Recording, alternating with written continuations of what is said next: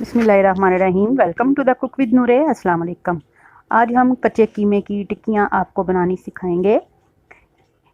बड़ी ईद की बहुत ही ट्रेडिशनल और स्पेशल रेसिपी है। बहुत ही आसान और बहुत ही जल्दी बनने वाली आपकी ये टिक्कियाँ और कबाब जो हैं आप आसानी से तवे पे बना सकते हैं और बहुत ही थोड़ी चीज़ों के साथ, थोड़े से मसालों के साथ बहुत ही टेस्टी, जायकेदार। और इसके साथ हम बहुत ज़बरदस्त आपको चटनी भी बनानी सिखाएंगे जो कि आप इसके साथ सर्व कर सकते हैं। तो वीडियो को स्किप नहीं करना, एंड तक ज़रूर देखना है। और ये चटपटे मज़ेदार गर्मा गर्म आपकी कच्चे कीमे की जो टिक्कियाँ हैं हमने कैसे बनाई हैं, चलिए आज सीख लेते हैं। तो फर्स्ट टाइम देखने वाले प्लीज़ चैनल को सब्सक्राइब कर लीजिएगा, बेल आइकन को दबा दीजिएगा ताकि हमारे नोटिफिकेशंस आपको टाइम पे मिल जाएं। स्टार्ट करते हैं आज की रेसिपी को। बिस्मिल्लाहिर्रहमानिर्रहीम के साथ ये मेरे पास आधा किलो कीमा है और ये मेरे पास 2 प्याज हैं जिसका मैंने कद्दूकश करके अच्छी तरह से पानी निकाला हुआ है। पानी बिल्कुल आपने हाथों से निचोड़ के अच्छी तरह से प्याज का निकाल देना है, बिल्कुल भी मॉइस्चर नहीं होना चाहिए। अब इसमें मसाले जो शामिल किए जाएंगे सिंपल वाले जो भी घरों में डाले जाते हैं। लाल मिर्च 1 बड़ा चम्मच, हल्दी 1 बड़ा चम्मच, सूखा धनिया 1 बड़ा चम्मच, नमक 1 बड़ा चम्मच, और ये गरम मसाला पाउडर है, इसके अंदर ज़ीरा भी शामिल है, अजवाइन भी शामिल है, तो ये 1 बड़ा चम्मच मैंने शामिल कर दिया है। बस ये 4-5 चीज़ें हैं। आप चाहें तो इसके अंदर मज़ीद भी जो शामिल करना चाहें डाल सकते हैं, लेकिन ये थोड़ी सी चीज़ें ही बस मैं इसमें शामिल कर रही हूँ। प्याज डाला, नमक, मिर्च, हल्दी, सूखा धनिया और गरम मसाला। आप हरी मिर्चें भी ऐड कर सकते हैं, धनिया भी ऐड कर सकते हैं, जितने चाहें मसाले डालें। लेकिन सबसे आसान और झटपट फटाफट से बनने वाली ये इतने मज़ेदार आपकी बनेंगी टिक्कियाँ, बहुत ही जूसी बनेंगी इंशाल्लाह से। चलिए मैं इनको पीस लेती हूँ तो फिर आपको दिखाती हूँ। ये देखिए, ये मैंने सारा जो है कीमा इस तरह से पीस लिया और बहुत ही सॉफ्ट हो गया क्योंकि हमने इसमें जो प्याज डाला था उसकी वजह से ये बहुत ही ज़बरदस्त टेंडर और सॉफ्ट हो गया। इसको एक दफ़ा से फिर चला लेंगे ताकि यकजान हो जाए सारा जो कीमा है और आसानी से मिक्स हो जाए। कोई इसमें बेसन डालने की ज़रूरत नहीं, कोई भी अंडा वगैरह डालने की ज़रूरत नहीं। ये देखें कितना अच्छा माशाल्लाह ये पंच कर रहा है, ये देखें बहुत बेहतरीन। इसके लिए आपका कीमा भी बिल्कुल ड्राई होना चाहिए और जो आपने इसमें प्याज शामिल किया है उसका भी बिल्कुल पानी निकला हुआ होना चाहिए। चलिए अब टिक्कियाँ बनाना शुरू करते हैं। तवा जो है उसके ऊपर हमने 2 बड़े चम्मच जो है ऑयल डाला है, कुकिंग ऑयल, आप कोई भी डाल सकते हैं। और इसके साथ साथ आपने मीडियम फ्लेम पे इसको प्री हीट कर लेना है तवे को और टिक्कियाँ बना के डालते जाना है। ये देखें इस तरह से टिक्कियाँ बना के तो मैं इसके ऊपर रखती जाऊंगी। टिक्कियों को जो ही हल्का सा सेक लगेगा नीचे से तो फिर आपने इनको किनारों पे करते जाना है। इससे आपका इनका कलर भी बहुत अच्छा आएगा, अंदर तक ये पक भी जाएंगी और बहुत ही जूसी और टेंडर आपकी इंशाल्लाह ये टिक्कियाँ बनेंगी। ये देखें हल्का सा मैं इनको ऑयल लगा के और साथ ही इनको किनारों पे करती जा रही हूँ। इसी तरह से आपने भी बना ली हैं। बहुत थोड़े ऑयल के साथ ये बहुत ही मज़े की और बहुत ही टेस्टी आपकी कच्चे कीमे की कबाब जो हैं ये बन जाते हैं। मैंने बीफ का कीमा लिया है, आप चाहे तो मटन का कीमा भी ले सकते हैं या चिकन का कीमा भी ले सकते हैं। कुर्बानी का जो गोश्त होता है अगर छोटे बकरे का या नरम हो तो फिर बहुत आसानी से ये गल जाती हैं। और आप इसको मशीन में 1 से 2 दफ़ा पिसवा लीजिएगा, और या घर में अगर आपके चॉपर है तो उसमें अच्छी तरह से इसको पीस लीजिएगा। फिर 2 से 3 मिनट में एक साइड से फ़ौरन ये पक जाती हैं और दूसरी साइड भी 2 से 3 मिनट ही लेगी। तो ये देखें अब मैं इनको किनारों पे करके बाकी टिक्कियों के लिए भी जगह बना रही हूँ।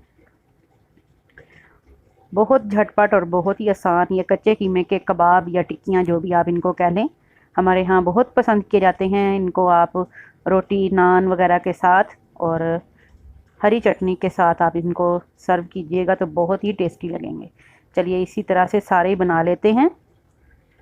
ये देखिए माशाल्लाह से सारे ही हमारे जो टिक्कियाँ हैं हमने एक एक करके इसके ऊपर डाल दी और ऑयल हमारा वैसे का वैसा ही माशाल्लाह उतने का उतना ही है। अब आपने इनको पलटते जाना है, बिल्कुल भी नहीं। ये देखें माशाल्लाह से टूटी बहुत बेहतरीन और जूसी बनी है और इनका जूस जो है वो ऑयल के अंदर आपको नज़र भी आ रहा होगा। तो मीडियम फ्लेम आपने रखनी है, हाई फ्लेम पे इनको नहीं कुक करना, क्योंकि आपका तवा जो है आपने पहले प्री हीट करना है, उसके बाद ऑयल डालना है और फिर टिक्कियाँ डालनी हैं। प्री हीट तवे के ऊपर ये बहुत अच्छे और बहुत बेहतरीन आपकी जो हैं टिक्कियाँ तैयार हो जाएंगी। चलिए, ये भी हमारी एक साइड हो गई है, तो दूसरी साइड भी अब टर्न कर देंगे। तमाम टिक्कियाँ मैंने इसी तरह से कर ली हैं। अपना तवा जो है उसके हिसाब से आप इनको कर दीजिएगा। अब हल्का हल्का प्रेस कर दीजिएगा किसी चम्मच की मदद से। ये देखें, इस तरह से जो हल्का सा इनका बाकी भी जूस है थोड़ा थोड़ा सा, वो भी रिड्यूस होगा और उससे नीचे कलर भी बहुत प्यारा आ जाएगा। और सिर्फ 4 से 5 मिनट लगते हैं और बहुत बेहतरीन आपके ये कबाब जो हैं टिक्कियाँ तैयार हो जाती हैं। अगर क्या आप मेरे चैनल पे फर्स्ट टाइम आए हैं तो प्लीज़ सब्सक्राइब कर लीजिएगा हमारे चैनल को, और बेल आइकन यानी घंटी का बटन ज़रूर दबाइएगा ताकि हमारी नोटिफिकेशंस आपको टाइम पे मिल जाएं। ईद के बाद गोश्त वगैरह जो आपने रखा हुआ होता है उसके ऊपर आप पैकेट्स के ऊपर अगर मेंशन करके रख लें फ्रीज़ करते वक्त कि ये कीमे के लिए है और ये निहारी के लिए, कौरमे के लिए, तो आपको बहुत आसानी रहती है। कोई भी आप झटपट बनाना चाहेंगे तो मुश्किल नहीं होगी। दूसरा, मैंने काफ़ी सारी टिप्स आपको दी थी कि आप इसको सेव कैसे कर सकते हैं लॉन्ग टाइम के लिए, 4 से 6 महीने के लिए गोश्त को महफूज कैसे रखा जा सकता है। सबसे पहले आप जो है गरीबों के लिए और हमसाये जो हैं उनके लिए हिस्सा निकालते हैं, उसके बाद अपने रिश्तेदारों के लिए हिस्सा निकालते हैं, और इसके बाद जो आपके पास बच जाता है उसको आप चाहे तो जैसे मर्ज़ी यूज़ करें। उसको महफूज करने के लिए बहुत आसान तरीके मैंने बताए हुए हैं, तो उसका मैं लिंक डिस्क्रिप्शन में दे देती हूँ आपको, वीडियो को ज़रूर देखिएगा। बहुत ही आसान तरीके हैं।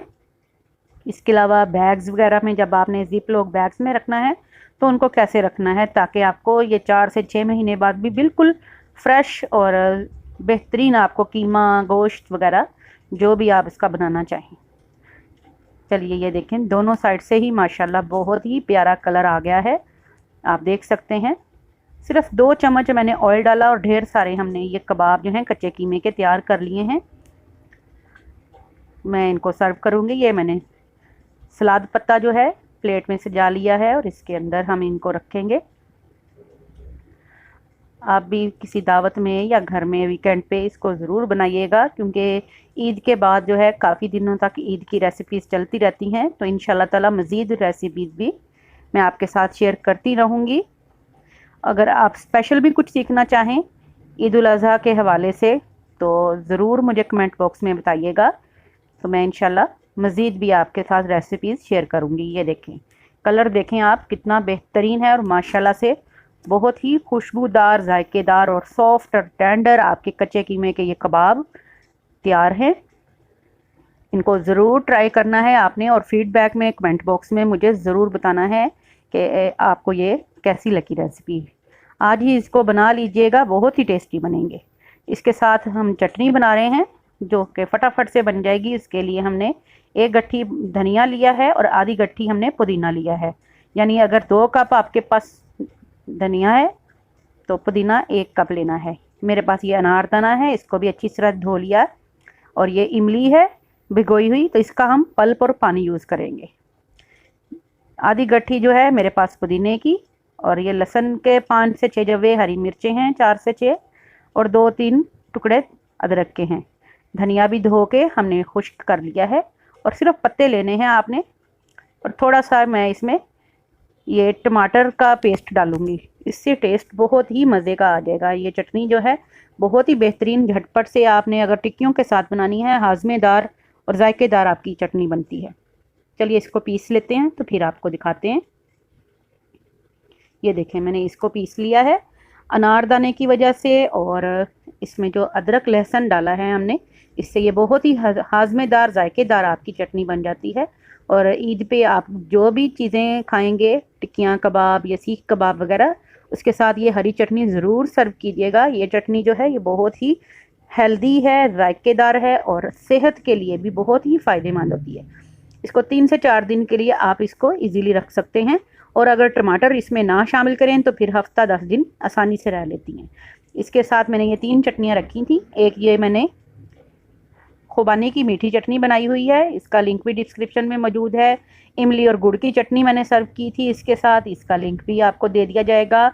और ये जो हरी चटनी अभी हमने बनाई है, ये देखें, बहुत ही मज़ेदार। जिसको भी जो चटनी पसंद हो आप वो उसके साथ यूज़ कर सकते हैं। तो आप चाहें तो इस हरी चटनी को थोड़ा सा दही में भी शामिल कर सकते हैं। तो मैंने इसको दही में भी शामिल किया था, बच्चों के लिए एक रायते के तौर पे इसको हरी चटनी को बनाया था। तो गर्मा गर्म रोटी के साथ या खमीरी रोटी ले लें या नान ले लें, उसके साथ इसको ज़रूर इंजॉय कीजिएगा। ये देखें, मैं इसको ट्राई करने लगी हूँ, तो आप लोग भी इसको ज़रूर बनाइएगा और दुआओं में याद रखिएगा। फिर हाज़िर होंगे। अल्लाह हाफिज़।